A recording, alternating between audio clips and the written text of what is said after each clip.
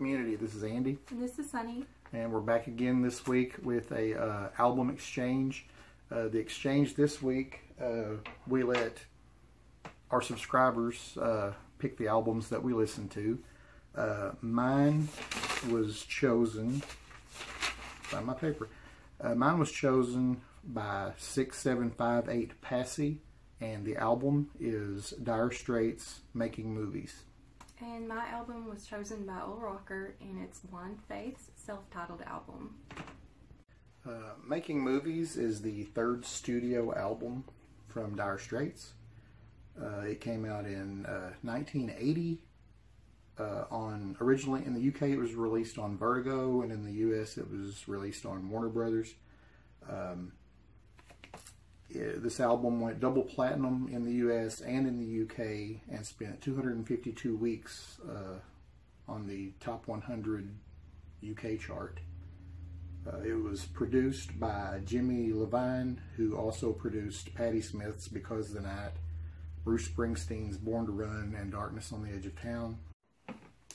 Blind Faith is made up of Eric Clapton on guitar, Ginger Baker on drums, Steve Winwood vocals and keyboard, and Rick Gretsch on bass. This is their only album, and it came out in 1969 on Atco, which is a division of Atlantic Records. For the Making Movies LP, producer Jimmy Levine recruited East Street Band keyboardist Roy Bittan to come in and play keyboards on this thing. Mark Knopfler's brother David had just left the band in the middle of the recording of this album, so they ended up scrapping his tracks. Knopfler came in, redid all the tracks himself. So technically they were a three-piece at this time, with Bittan coming in and laying down keyboard tracks. In him becoming a part of this project, it really gave the album more of a cinematic feel, which I think that's what they were trying to accomplish. At times, while listening to this album, you really get a sense of like Bob Dylan-esque type lyrics, with Lou Reed's wit thrown in, and along with Jim Steinman of Steinman and Meatloaf, who did the whole Bat Out of Hell album.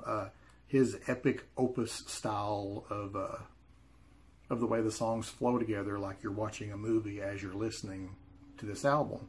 And up until I was asked to review this album, I never would have given it a second thought, because I never was a fan of Dire Straits. In the early 80s, my first recollection of that band was the Brothers in Arms album, where you had, Walk of Life and Money for Nothing, and those songs were played to death, and it just really didn't appeal to me. So I never really thought much more about checking out this band until I was requested to do this review. From the opening carousel intro for Tunnel of Love, all the way through the end of this album with the song Lazy Boys, I really enjoyed this album. As far as the standout songs, the ones I enjoyed the most would be Tunnel of Love. My favorite off this album would be Romeo and Juliet, which is just an amazing, amazing love song. Skate Away, Espresso Love, and Hand in Hand. After that, you've only got two songs left, which are Solid Rock and Lazy Boys. Solid Rock is more or less a typical rock and roll song. I didn't feel one way or another toward it. I was riding the high of the other songs, and then you get to Solid Rock and it's okay. And then when you get to Lazy Boys, that's more or less, I guess you would say, the stinker, the bomb on this album. This would almost be a perfect album as far as I'm concerned if it wasn't for that final track, Lazy Boys. There are only 6 songs on Blind Faith's album. The first 4 are awesome. The last 2, not so much. My favorite is Had to Cry Today. That's something that you would have heard lots of times on the radio. It's a classic. I loved it. At around 6 minutes and 45 minutes in, Eric does this great thing on the guitar, and I had asked Andy what he was doing because I'm really not sure. He does some great distortion. It kind of gives it the psychedelic effect. It's Eric Clapton. And he said, well, I really don't know what he's doing either, but I loved it.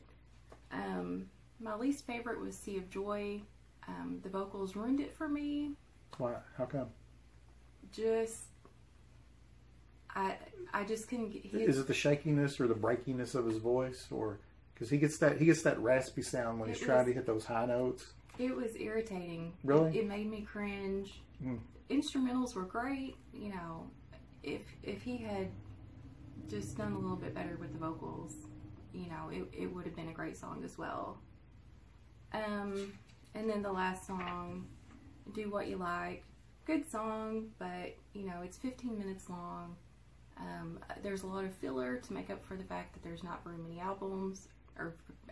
not very many songs on the album, and it just kind of goes on, and I wasn't feeling it. Behind Had to Cry Today, what would your second favorite be? My second favorite was Well Alright, because I play the piano and you've got Steve on the keyboard, and at 3 minutes and 15 seconds in, he does this great bluesy solo. Can't Find My Way Home had beautiful vocals and melody. That's my favorite on that album. Can't Find My Way Home. I really dig that song. Had to Cry Today is good too. They're both equally great, but I'm partial to Can't Find My Way Home. And Presence of the Lord, great song. I love the vocals, the keyboard, Ginger's drumming. At around 2 minutes in, there's another awesome kind of psychedelic bluesy guitar solo, which really makes the song. So as far as our rating goes for these albums this week, originally when asked to do this Dire Straits album, I had some qualms about it, but I thought, why not? I'll give it a shot. I'll give anything a fair shake. So I listened to it online and was really blown away by the album, so much so that I had to go out and get the CD. And I listened to this up until I was able to find a copy on vinyl, which I'm really glad I did, because this is a great album. It's audiophile quality, and Martin Knopfler, he's just an amazing guitarist. Lyrically, it's a beautiful album. Again, if it wasn't for that last song, it would be a perfect album. So in my humble opinion, I give this album a 9. I really loved it. And I've listened to this a lot during the past couple weeks. I've listened to it so much that I picked up 2 more Dire Straits albums. Their first self-titled that has Sultans of Swing, and I picked up Love Over Gold. So, and I've been listening to those ever since I picked them up, and I'm really digging them. So, a 9. Andy had asked me if I thought it was, if Blind Faith was an essential kind of Southern rock album. Are they Southern rock? No. No? What are they? I don't think so. They're classic rock? Psychedelic. Psychedelic rock. And I had said... You have to be in the right state of mind to enjoy Blind Faith. Yeah, I had said no, but I kind of changed my mind since then because, yeah, I think it's kind of an essential album, and it fits right into that time period, and I really did enjoy listening to it. And you've got to love the album cover. And I gave it an 8, and I would have rated it higher if it weren't for Sea of Joy and, the last 15 minutes where there's just really not enough quality music or vocals, to finish the album. Cool. So, we thank you for suggesting these to us because, like I said, I don't think she would have ever give Blind Faith a second chance. Or no, I absolutely would have listened to it. Would have been listening to it had I known about it, but I really had not heard of this album, this collaboration, and I'm glad I did. So thanks.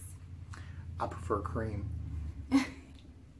I'm a Jack. They're all great. I like Jack Bruce. I love his vocals and his bass playing, and I think Cream was just a super group. Blind Faith was a super group as well, but I liked them better as Cream. But I think they all kind of blend. Like, you think? Yeah. Well, the guitar and everything. And Ginger. You know, it's almost like just an extension of Cream, I guess. So. Yeah. Well, that's it for this week. Do we want to pick for ourselves next week, or do you want them to pick us another one? Let's pick one for ourselves this time. Pick one. Okay. Yeah.